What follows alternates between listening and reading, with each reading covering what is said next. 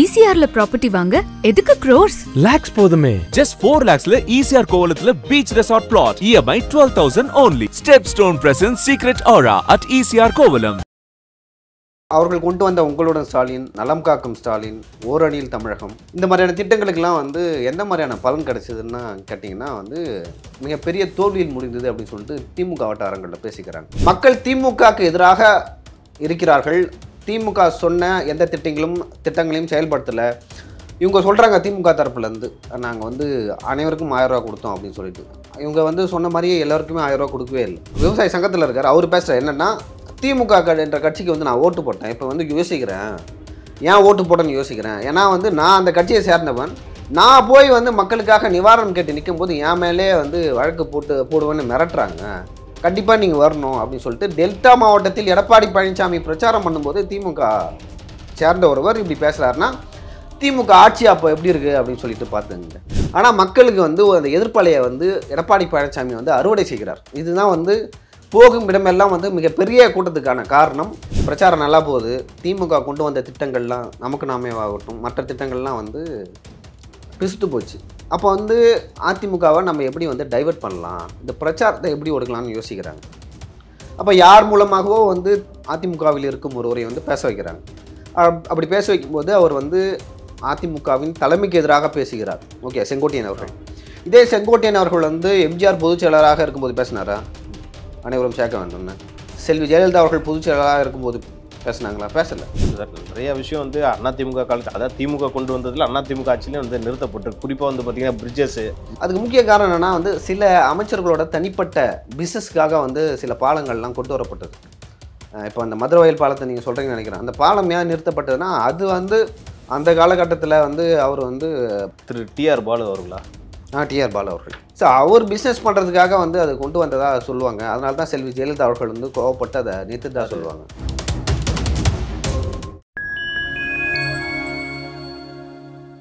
Point time media நேயர்களுக்கு வணக்கம். இன்று நம்மோடு இணைந்திருப்பவர் திரு லியோ ஸ்டாலின் அவர்கள். வாருங்கள், அவரிடம் அரசியல் சார்ந்த பல்வேறு கேள்விகளை முன்வைக்கலாம். வணக்கம் சார். வணக்கம். இப்போ அதிமுகவில் நிறைய பிரச்சனை நடக்கிறத நீங்கள் பார்த்துருப்பீங்க. குறிப்பாக செங்கோட்டையன் அவரை பொறுப்புலேருந்து நீக்கியிருக்காங்க.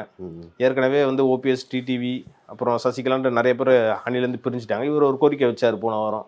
என்ன வச்சார்னா, எல்லாருமே ஒன்றிணையணும். 10 நாள் கெடு வர கொடுத்தாரு எடப்பாடி பழனிசாமி அவர்களுக்கு. அதையும் தாண்டி இவர் பிரச்சாரமும் பண்ணிட்டு இருக்காரு. அந்த பிரச்சாரத்துலேயும் அவ்வளோ கூட்டம் சேருது. இதெல்லாம் எப்படி பார்க்குறீங்க? என்னதான் எடப்பாடி அவர்களுக்கு தனி செல்வாக்கு இருக்கா? இல்லை, இந்த விஷயத்தை எப்படி பார்க்கணுன்னா 2-3 விதங்களாக பார்க்கலாம். முதலாவது எடப்பாடி பழனிசாமி அவர்கள் இந்த மாதிரியான பிரச்சாரம் போகிறாரு, அதுக்கு மக்கள் கூட்டம் கூடுது அப்படின்னு சொல்லிட்டு ஆளும் கட்சியினர் என்ன பண்ணாங்க, ஸ்டாலின், உங்களுடன் ஸ்டாலின், அதுக்கப்புறம் நலம் காக்கும் ஸ்டாலின், அதுக்கப்புறம் ஓரணியில் திரள்வோம், இந்த திட்டங்கள்லாம் கொண்டு வந்தாங்க. இந்த திட்டங்கள் கொண்டு அவர்கள் எங்கெல்லாம் வலிமை இல்லாமல், கொஞ்சம் அவங்களுக்கு எந்த இதெல்லாம் பவர் இல்லாமல் இருக்காங்களோ, மக்கள் செல்வாக்கு இல்லாமல் இருக்காங்களோ, அங்கெல்லாம் நம்ம வலு சேர்க்க வேண்டும் என்ற அந்த திட்டத்தை கொண்டு வந்தாங்க. ஆனால் அவர்கள் கொண்டு வந்த உங்களுடன் ஸ்டாலின், நலம் காக்கும் ஸ்டாலின், ஓரணியில் தமிழகம் இந்த மாதிரியான திட்டங்களுக்கெல்லாம் எந்த மாதிரியான பலன் கிடைச்சதுன்னா கேட்டிங்கன்னா அவங்க நினைத்து பார்த்த அளவுக்கு கிடைக்கல. மிகப்பெரிய தோல்வியில் முடிந்தது அப்படின்னு சொல்லிட்டு திமுக வட்டாரங்களில் பேசிக்கிறாங்க. அதுக்கு முக்கிய காரணம் என்னென்னா, நீங்கள் பார்த்துருக்கீங்க மதுரையில் அந்த ஆற்றுல உங்களுடன் ஸ்டாலின் அந்த மனுக்கள் கடந்தது. இந்த ஆட்சி 2021 இவங்க வந்த தொடக்கத்தில் புகார் பெட்டின்னு ஒன்று வச்சாங்க. ஆமாம், புகார் பெட்டி. அந்த புகார் பெட்டி மீதெல்லாம் நடவடிக்கை எடுத்திருந்தா இப்போ உங்களுடன் ஸ்டாலின் திட்டம் கொண்டு வரவே தேவையில்லை. அந்த புகார் பெட்டிகளெல்லாம் இந்த மாதிரி குப்பைக்கு தான் போச்சு. அன்றைக்கி குப்பைக்கு போனது தெரியல. இன்றைக்கி ஆற்றுல போட்டது தண்ணியில் போட்டாங்க. தண்ணியில் போட்டோடனே அது யாரோ பார்த்து வெளியே எடுத்துட்டாங்க. ஸோ இதுலேருந்து என்ன தெரியுதுன்னா, உங்களுடன் ஸ்டாலின் ஆகட்டும், நலம் காக்கும் ஸ்டாலின் ஆகட்டும், ஓரணியில் திரள்வோம், இதெல்லாம் இந்த திட்டங்கள்லாம் மக்கள் மறந்து விட்டார்கள். எடுபடலை, அவர்கள் நினைத்து பார்த்த அந்த அளவுக்கு செல்வாக்கு பெறலை அப்படின்னு தான் காட்டுது. அதற்கு இன்னொரு முக்கிய காரணம் என்னென்னா, எடப்பாடி பழனிசாமி அவர்களோட பிரச்சாரம். மக்கள் திமுகவுக்கு எதிராக இருக்கிறார்கள். திமுக சொன்ன எந்த திட்டங்களையும் செயல்படுத்தலை. இவங்க சொல்கிறாங்க திமுக தரப்புலேருந்து நாங்கள் அனைவருக்கும் 1000 ரூபா கொடுத்தோம் அப்படின்னு சொல்லிட்டு. இவங்க சொன்ன மாதிரியே எல்லாருக்குமே 1000 ரூபா கொடுக்கவே இல்லை. அதே போல் நாங்கள் இலவச பேருந்து கொடுக்குறோம் அதில் சொன்னாங்க. அதுவும் பார்த்தீங்கன்னா அந்த பேருந்துகள் எப்போது தான் வருது அப்படின்னு ஒரு குற்றச்சாட்டு இருந்தது. அதே போல் தாலிக்கு தங்கம் திட்டத்தை நிறுத்திட்டு தான் இவங்க வந்து புதுமை பெண் திட்டமும் ஒன்று கொண்டு வந்தாங்க. நிறைய பேர் என்ன சொல்கிறாங்க, தங்கம் வைக்கிற விலைக்கு வந்து எங்களுக்கு தாலிக்கு தங்கம் திட்டம் கொடுத்தாவே வந்து நல்லாயிருக்கும். ஏன்னா தங்கம் வைக்கிற விலையில் வந்து நீங்கள் மாதம் 1000 கொடுத்தீங்கன்னா 3 வருஷத்துக்கு 30,000, ஒரு மாதத்துக்கு 10,000, ஒரு மாதத்துக்கு 1000 ரூபா, ஒரு வருஷத்துக்கு 10,000 ரூபா. ஸோ அப்படின்னு பார்த்தா உங்களுக்கு வந்து 3 வருஷத்துக்கு 30,000 ரூபா. ஆனால் ஒரு பவுன் தங்கமே வந்து இப்போ 70-90,000 கிட்ட 80,000 கிட்ட வந்துருச்சு. அப்படி இருக்கும்போது இப்போ இருக்கிற மக்கள், அடித்தட்டு மக்கள், ஏழை எளிய மக்கள் என்ன எதிர்பார்க்குறாங்கன்னா, மீண்டும் வந்து அதிமுக ஆட்சி வர வேண்டும், எடப்பாடி பழனிசாமி வர வேண்டும் அப்படின்னு சொல்கிறாங்க. அதான் அவர் தேர்தல் பிரச்சாரம் எங்கெல்லாம் போகிறாரோ அங்கெல்லாம் வந்து நாங்கள் தாலிக்கு தங்கம் திட்டத்தை மீண்டும் கொண்டு வருவோம் அப்படின்னு மீண்டும் சொல்கிறதுக்கு காரணம் என்னன்னா, அந்த திட்டத்தை மக்கள் எதிர்பார்க்குறாங்க.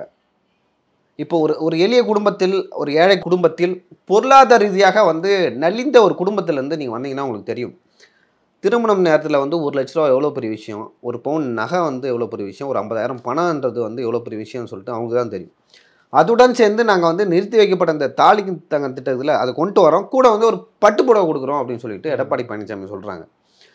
அதே போல் இன்னும் அந்த டெல்டா மாவட்டங்களுக்கு வந்து போனார் எடப்பாடி பழனிசாமி. அந்த டெல்டா மாவட்டங்களுக்கு போகும்போது அங்கே இருக்கிற மக்கள் என்ன சொன்னாங்கன்னா, அதிமுக காலங்களில் வந்து புயல் வந்து அதிகமாக வரும். நீங்கள் பார்த்தீங்கன்னா 2015, 2011 அப்படின்னு சொல்லிட்டு இந்த 10 ஆண்டுகளில் வந்து ஒரு 4-5 புயல் வந்து தமிழ்நாடு சந்தித்தது. அந்த புயல்லாம் வந்து விவசாய நிலங்கள், பயிர்கள்லாம் மிகப்பெரிய அளவில் பாதிக்கப்பட்டது. அதற்கெல்லாம் அப்பொழுது அதிமுக அரசு மிகப்பெரிய அளவில் வந்து அந்த பயிர் நிவாரணம் இருக்குல்ல அது கொடுத்தாங்க. திமுக இந்த காலகட்டத்தில் திமுக விவசாயி ஒருத்தர் பேசுகிறாரு, அவர் விவசாய சங்கத்தில் இருக்கார், அவர் பேசுகிறார் என்னென்னா, திமுக என்ற கட்சிக்கு வந்து நான் ஓட்டு போட்டேன், இப்போ வந்து யோசிக்கிறேன், ஏன் ஓட்டு போட்டேன்னு யோசிக்கிறேன். ஏன்னா வந்து நான் அந்த கட்சியை சேர்ந்தவன், நான் போய் வந்து மக்களுக்காக நிவாரணம் கேட்டு நிற்கும் போது என் மேலே வந்து வழக்கு போடுவேன்னு மிரட்டுறாங்க, கண்டிப்பாக நீங்கள் வரணும் அப்படின்னு சொல்லிட்டு டெல்டா மாவட்டத்தில் எடப்பாடி பழனிசாமி பிரச்சாரம் பண்ணும்போது திமுக சேர்ந்த ஒருவர் இப்படி பேசுகிறாருன்னா, திமுக ஆட்சி அப்போ எப்படி இருக்குது அப்படின்னு சொல்லிட்டு பார்த்துங்க. ஸோ நீங்கள் கேட்டீங்க பிரச்சாரம் எப்படி போகுது அப்படின்னு சொல்லிட்டு. என்னதான் வந்து காசு கொடுத்தாலும் ஒரு தலைவர் நம்மளுக்கு பிடிக்கலாம் போக மாட்டோம், ஒரு கட்சி வந்து பிடிக்கலாம் போக மாட்டோம், ஓகேவா. இங்கே இருக்கிற ஆளுங்கட்சிகள், சிறு அமைப்புகள்லாம் என்ன சொல்கிறாங்கன்னா, எடப்பாடி பழனிசாமி அவர்களின் தேர்தல் பிரச்சாரத்துக்கு வந்து காசு கொடுத்தான் கூப்பிடுறோம் அப்படின்னு சொல்லிட்டு ஒரு விஷயத்த சொல்கிறாங்க. நீங்கள் என்ன தான் காசு கொடுத்தாங்கன்னா முன்னாடி சொல்ல மாதிரி யாரும் வரமாட்டாங்க. ஒரு அதிருப்தி, இந்த ஆளுங்கட்சி மேலே அதிருப்தியெல்லாம் வரமாட்டாங்க, இந்த அதிமுக என்ற கட்சி பிடிக்கலாம் வரமாட்டாங்க, எடப்பாடி அவர்களின் தலைமை பிடிக்கலாம் வரமாட்டாங்க. எடப்பாடி தானே நம்ம ஏன் போகணும் அப்படின்னு சொல்லிட்டு வரமாட்டாங்க. ஆனால் மக்களுக்கு வந்து அந்த எதிர்ப்பலையை வந்து எடப்பாடி பழனிசாமி வந்து அறுவடை செய்கிறார். இதுதான் வந்து போகும் இடமெல்லாம் வந்து மிகப்பெரிய கூட்டத்துக்கான காரணம். இந்த எதிர்ப்பலை இதையெல்லாம் வந்து வைத்து போறாருல மக்கள் மத்தியில் வந்து அவங்க இஷ்யூ அட்ரஸ் பண்ணுறாரு. நான் சொன்ன மாதிரி அந்த பயிர் கடன், அதே போல் வந்து பயிர் நிவாரணம், இன்னொரு பக்கம் தாலிக்கு தங்கம், அதே போல் லேப்டாப்பு, நாங்கள் ஆட்சிக்கு வந்தால் மீண்டும் லேப்டாப்பு கொடுப்போம் அப்படின்னு சொல்லிட்டு எடப்பாடி பழனிசாமி சொல்கிறாரு. ஸோ இதெல்லாம் வந்து மிகப்பெரிய எழுச்சியை வந்து கொண்டு வருது.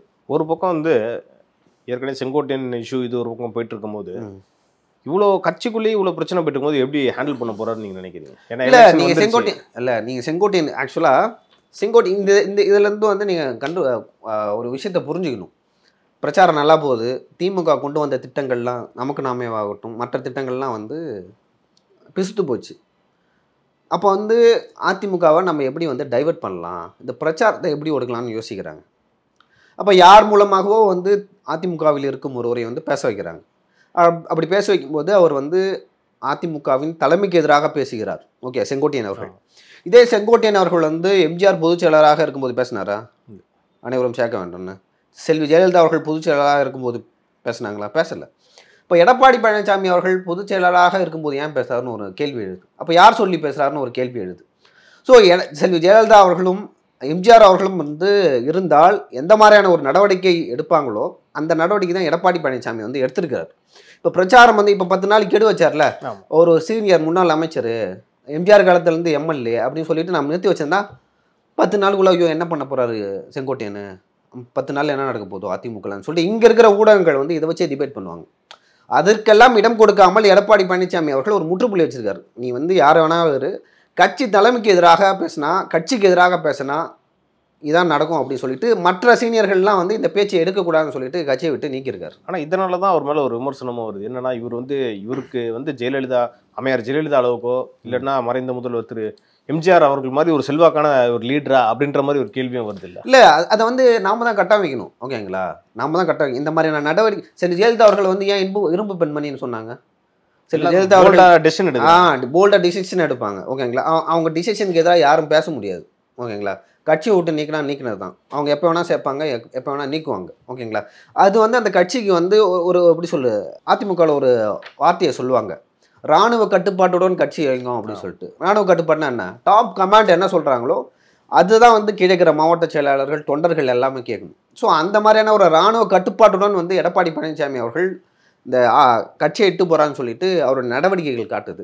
நிறைய பேர் என்ன சொல்கிறாங்க, அதை பண்ணக்கூடாது செங்கோட்டையனுக்கு, இது நம்ம செஞ்சிடக்கூடாது அப்படின்னு சொல்கிறாங்க. அது முற்றிலும் தவறான ஒரு விஷயம். எடப்பாடி அவர்கள் செய்தது முழுக்க முழுக்க சரியான விஷயம். செல்வி ஜெயலலிதா அவர்கள் என்ன இருந்தால் என்ன செய்திருப்பார்களோ அதை தான் எடப்பாடி பழனிசாமி செய்திருக்கிறார். அது வரவேற்கக்கூடியது அப்படின்னு நான் பார்க்குறேன். அதே மாதிரி பார்த்தீங்கன்னா இன்னிலேருந்து திமுகவோட இளைஞரணி செயலாளரும் துணை முதல்வருமான திரு உதயநிதி ஸ்டாலின் இருந்து பரப்புரை மேற்கொள்ள போறாரு. குறிப்பாக அது பார்த்தீங்கன்னா காஞ்சிபுரத்துலேருந்து அவர் ஸ்டார்ட் பண்ணுறாரு. இவருடைய பரப்புரை எப்படி இருக்கும்னு நீங்கள் நினைக்கிறீங்க? ஏன்னா வந்து 4.5 வருஷம் திமுக ஆட்சி முடிஞ்சிருச்சு, ஆன்டி இன்கம்பன்சி ஒரு சைட் இருக்குது, இன்னொரு பக்கம் என்னன்னா இவங்க தான் நாளைக்கு ஆட்சிக்கு வரப்போறான்றது இவங்களே சொல்லிக்கிட்டு இருக்காங்க. அதை எப்படி பார்க்குறீங்க? இல்லை, இப்போ எடப்பாடி பழனிசாமிக்கு வந்து ஒரு காசு கொடுத்து கூட்டம் கூப்பிட்றாரு அப்படின்னு சொல்லிட்டு இவங்க சொல்கிறாங்க. இவங்க ஆளுங்கட்சியாக இருக்காங்க. திமுக ஆளுங்கட்சியாக இருக்கும்பொழுதே இப்போ இவருக்கு என்ன கூட்டம் கூடுவாங்க அப்படின்னு சொல்லிட்டு பாருங்கள். இவர் தான் வந்து திமுகவோட எதிர்கால தலைவர் அப்படின்னு சொல்லிட்டு கணிக்கப்படுகிறார் ஒரு உதயநிதி ஸ்டாலின் அவர்கள். இவருக்கு நீங்கள் சொல்கிறீங்களா எடப்பாடி பழனிசாமிக்கு அதிக கூட்டம் கொடுதா இல்லை உதயநிதி ஸ்டாலினுக்கு அதிக கூட்டம் கொடுதான்னு சொல்லிட்டு நீங்கள் பாருங்கள். இரண்டாவது வந்து இவங்க பிரச்சாரத்தில் என்ன பேசுவாங்க, இந்த ஆட்சியில் செய்யப்பட்ட திட்டங்கள் என்ன திட்டங்களை பேசுவாங்க. அதிகபட்சம் நாங்கள் 1000 ரூபா கொடுத்தோன்னு பேசுவாங்க. தமிழ் 1000 ரூபா எல்லாத்துக்கும் மாணவிகளுக்கு 1000 ரூபாய் தாலிக்கு தாங்க திட்டத்தை ஏன் நிறுத்துறீங்க அப்படின்னு ஒரு கேள்வி வரும். ஓகேங்களா, சரி 3 வருஷம் கழிச்சு அந்த மாணவிக்கு வந்து ஒரு திருமணம் நடக்க போதுன்னு வச்சிங்களேன், அதற்கு வந்து எந்த மாதிரியான திட்டத்தை இவங்க வச்சுருக்காங்க அப்படின்னு ஒரு கேள்வி வருது. அதுக்கு தான் என்ன சொல்கிறாங்கன்னா இதெல்லாம் வந்து ஒரு பிற்போக்குத்தனமான திட்டம்ன்ற மாதிரி திமுகவினர் பேசிக்கிட்டு இருக்காங்கல்ல. ஆக்சுவலாக வந்து நீங்கள் வந்து மக்களுக்கு வந்து ஒரு திட்டத்தை செய்யும்போது அதை அசட்டாக செய்யணும். நம்ம ஒரு உதவி செஞ்சோன்னா அது வந்து பொருளாதார ரீதியாக வந்து நம்ம நாளைக்கு பணம் கொடுத்தாலும் கொடுக்காவிட்டாலும் நாம் ஆட்சியில் இருந்தாலும் இல்லாவிட்டாலும் அது அவர்களுக்கு பலன் அளிக்கணும். செல்வி ஜெயலலிதா அவர்கள் இருந்தபோது வந்து இலவச ஆடு திட்டம் கொடுத்தாங்க.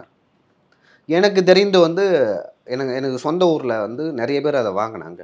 வாங்கிட்டு நிறைய பேர் அந்த ஆட்டை வளர்த்து ஆடை வந்து ஒரு ஆடை கொடுத்தாங்களா, ஆடுக்குட்டி இல்லைனா ஆடு மட்டும் தனியாக சில பேர் கொடுத்தாங்க. அதை வந்து ஒரு 10 ஆடா 15 ஆடா வளர்த்து அவங்க பெண்ணுக்கு வந்து கல்யாணம் நடக்குதுன்னா வந்து அதை விற்று சரி செஞ்சாங்க. ஓகேங்களா, இப்போ அதிமுக ஆட்சி போயிடுச்சு, இன்னும் அவங்க ஆடு வச்சுக்கிறாங்க. அதே போல் கறவை மாடு அந்த திட்டம் வந்து மிகப்பெரிய அளவில் வந்து எதிரொலிச்சுது. எங்கள் ஊர்லாம் வந்து எங்கள் ஊருக்கு பக்கத்து ஊரில் வந்து ஒருத்தர் வந்து பால் பண்ணக்காரரே ஆகிட்டார். அந்த அளவுக்கு வந்து உங்களுக்கு மாடு கன்று போட்டு பாலை கொடுத்து அப்போ பொருளாதார ரீதியாக வந்து அவர்கள் வந்து இந்த அரசை நம்பி இல்லை. திட்டம் என்பது அப்படி இருக்கணும். அதே போல் இலவச லேப்டாப் என்ற திட்டத்தை வந்து அதிமுக அரசு செல்வி ஜெயலலிதா அவர்கள் வந்து அமல்படுத்தினாங்க. உங்களுக்கு தெரியும் 2010 2011 அந்த காலகட்டங்களில் வந்து கம்ப்யூட்டர் வந்து பெரிய விஷயம் அப்போ தான் வந்து வளர்ந்துட்டு வருது. சென்னையிலையும் வந்து ஐடி ஹப்லாம் வந்து நிறையா வருது. ஓஎம்ஆரில் ஆகட்டும் அம்பத்தூரில் வந்து அப்போ தான் வளர்ந்துட்டு வருது. இந்த நேரத்தில் வந்து நம்ம இதை கொடுத்தா இவர்கள் வந்து எதிர்காலத்தில் இன்னும் 5 இல்லை 10 வருடங்களில் இந்த கம்பெனியில் போய் ஒர்க் பண்ணுவாங்க. இவங்களுக்கு வந்து அந்த கணினி அறிவு பெருக்க வேண்டும் என்று லேப்டாப் கொடுத்தாங்க. அந்த லேப்டாப் நானும் வாங்கினேன். நிறைய பேருக்கு கிராமத்திலேருந்து வரவங்களுக்கு அதே போல் வந்து தமிழ் மீடியத்தில் படிக்கிறவங்களுக்கு வந்து ஒரு இன்ஃபீரியாரிட்டி காம்ப்ளெக்ஸ் இருக்கும், தாழ்வு மனப்பான்மை. கம்ப்யூட்டர்னால் எப்படி இருக்கும், அதை எப்படி வந்து தொடர்றது, எப்படி யூஸ் பண்ணுறது, நாம் யூஸ் பண்ணலாமா அப்படின்னு ஒரு தாழ்வு மனப்பான்மை இருந்தது. அந்த தாழ்வு மனப்பான்மையை வந்து நீக்கிதே செல்வி ஜெயலலிதா அவர்கள் தான். எல்லார் கையிலையும் லேப்டாப் கொடுத்துட்டாங்க. நீ வந்து கோடிங் பண்ணு, நீ டிசைனிங் பண்ணு, நீ என்ன வேணா பண்ணிக்கோ லேப்டாப் வச்சு, நீ எக்ஸல் பண்ணு, வேர்டு கற்றுக்கோ, ஃபோட்டோஷாப் கற்றுக்கோ அப்படின்னு சொல்லிட்டு இப்பொழுது இருக்கிற அந்த மாடர்ன் தமிழ்நாட்டுக்கு ஒரு முன்னோடினா செல்வி ஜெயலலிதா தான். அதற்கு ஒரு முன்னோடி திட்டம் தான் அந்த இலவச லேப்டாப் திட்டம். அந்த லேப்டாப் திட்டத்தை இந்த அரசாங்கம் வந்து தடை செய்தது, நாங்கள் கொடுக்கலன்னு நிறுத்தி வச்சாங்க. இப்போ தேர்தல் வரப்போது இளம் வாக்காளர்களோட எண்ணிக்கை தமிழ்நாட்டில் அதிகமாக இருக்குது என்று இப்போ இருக்க அரசு நாங்கள் வந்து லேப்டாப்பை கொண்டு வரோம் அப்படின்னு சொல்லிட்டு பேசியிருக்காங்க. ஸோ அதுவும் வந்து கூடிய சீக்கிரம் தேர்தலுக்கு முன்பாக கொடுக்கப்படுமா இல்லையான்னு சொல்லிட்டு தெரியல. நீங்க இப்படி சொல்றீங்க ஐடி ஹப் வந்து அதிமுக காலத்துல தான் வளர்ந்துச்சுன்ட்டு. வளர்ந்துட்டோம். சரி, கொண்டு வரப்பட்டது வந்து கலைஞராக இருக்கலாம், அவர் வந்து அடிக்கல் நாட்டி இருக்கலாம், ஓகேங்களா. அதுக்கு அது அது ஆக்சுவலாக வந்து திமுக கொண்டு வந்த திட்டம் வந்து நல்ல திட்டம், இதை நம்ம வந்து என்கரேஜ் பண்ணோம்னு சொல்லிட்டு அதிமுக காலகட்டத்தில் வந்து அவங்க ஒர்க் அவுட் பண்ணாங்க. இப்போ அம்மா உணவு திட்டத்தை இவங்க திமுக என்ன பண்ணாங்க, வந்த முதல் நாளே கீழ்ச்சாங்கல்ல அம்மா ஃபோட்டோவை. அந்த மாதிரி அதிமுக எந்த ஒரு அமைச்சராவது இதில் முதலமைச்சராவது திமுக கொண்டு வந்த திட்டத்தை வந்து நிறுத்தியிருப்பாங்களா, அதை அப்கிரேட் பண்ணிருப்பாங்க, நெக்ஸ்ட் லெவலுக்கு கொண்டு போயிருப்பாங்க அவங்க பேரை மாற்றி. ஆனால் அந்த மாதிரியான திட்டங்களில் அதிமுக தலைவர்கள் ஒருபோதும் வந்து நிறுத்தியே இருக்க மாட்டாங்க. சார் நிறைய விஷயம் வந்து அதிமுக காலத்து, அதாவது திமுக கொண்டு வந்ததுல அதிமுக ஆட்சியிலே வந்து நிறுத்தப்பட்டு, குறிப்பாக வந்து பார்த்தீங்கன்னா பிரிட்ஜஸ் சென்னையில் நிறைய திமுக காலத்தில் போடப்பட்ட பிரிட்ஜஸ்லாம் வந்து இல்லை, அதுக்கு வந்து நிறைய காரணம் சொல்கிறாங்க. நீங்கள் சொல்கிறது உண்மைதான், பிரிட்ஜஸ் வந்து நிறுத்தப்பட்டிருக்கு. அதுக்கு முக்கிய காரணம் என்னென்னா வந்து சில அமைச்சர்களோட தனிப்பட்ட பிஸ்னஸ்க்காக வந்து சில பாலங்கள்லாம் கொண்டு வரப்பட்டது. இப்போ அந்த மதுரவாயல் பாலத்தை நீங்கள் சொல்கிறீங்கன்னு நினைக்கிறேன். அந்த பாலம் ஏன் நிறுத்தப்பட்டதுன்னா, அது வந்து அந்த காலகட்டத்தில் வந்து அவர் வந்து நெடுஞ்சாலைத்துறை அமைச்சராக இல்லை வேறு கப்பல் துறை அமைச்சராக இருந்தான்னு நினைக்கிறேன், எனக்கு சரியாக தெரியல. ஸோ அவர் பிஸ்னஸ் பண்ணுறதுக்காக வந்து அதை கொண்டு வந்ததாக சொல்லுவாங்க. அதனால தான் செல்வி ஜெயலலிதா அவர்கள் வந்து கோவப்பட்டு அதை நிறுத்திட்டா சொல்லுவாங்க. டிஆர் பாலு அவர்கள் அது ஒரு குற்றச்சாட்டு அப்போ இருந்துச்சு. ஆனால் தெரியல அதுக்கப்புறம் என்ன. அது இல்லை, இப்போது அவர்கள் கலைஞர் வந்து இந்த டைட்டில் பார்க்க வந்து ஆரம்பித்தார், அதனால் அதை போய் நிறுத்தணும்னு சொல்லிட்டு செல்வி ஜெயலலிதா அவர்கள் இருந்தப்போ அதை நினைக்கல. அதை வந்து எப்படி வந்து நெக்ஸ்ட் லெவலுக்கு கொண்டு போகணும்னு சொல்லிட்டு தான் வந்து இந்த மாதிரி திட்டங்கள் கொண்டு வந்தாங்க. ஆனால் அம்மா உணவகத்தில் என்ன சோறு தானே போடுறாங்க, சோறு யாரை சாப்பிடுவா, யார்கிட்ட காசு இல்லையோ, யார் வந்து அனாதையாக இருக்காங்களோ, யார்கிட்ட வந்து யார் வந்து வீடு இல்லாமல் இருக்காங்களோ, பேச்சுலர், இவங்க தான் போயிட்டு சாப்பிடுவாங்க, பணம் சாப்பிடுவாங்க அந்த அம்மா உணவகத்தில். அதை வந்து நிறுத்துறதுக்கு வந்து திமுகவுக்கு எப்படி மனசு வருதுன்னு தெரியல. அந்த அளவுக்கு வந்து திமுககாரர்கள்லாம் கல்லஞ்சக்காரர்கள். அதிமுக வந்து எந்த திட்டத்தெல்லாம் வந்து கொண்டு வராங்களோ அதெல்லாம் நாங்கள் வந்து நிறுத்துவோம், எல்லாம் பேரை மாற்றுவோம் அப்படின்னு சொல்லிட்டு ஒரு அடாவடித்தனமாக சில விஷயங்களை பண்ணிகிட்டு இருக்காங்க. அதில் ஒன்று தான் வந்து அந்த லேப்டாப் ஒன்று, அந்த அம்மா உணவகம் ஒன்று. அம்மா உணவகம் வந்து சும்மா பேருக்கிட்டு சில இடங்களில் செயல்படுது, முன்ன போல் வந்து ரொம்ப வீரியமாலாம் செயல்படல. தமிழ்நாட்டில் நடக்கக்கூடிய அரசியல் குறித்து நம்ம நிறைய டிஸ்கஸ் பண்ணோம். இது குறித்து அடுத்தடுத்த நிகழ்ச்சிகளில் நம்ம டீட்டெயிலாக பேசலாம். நன்றி.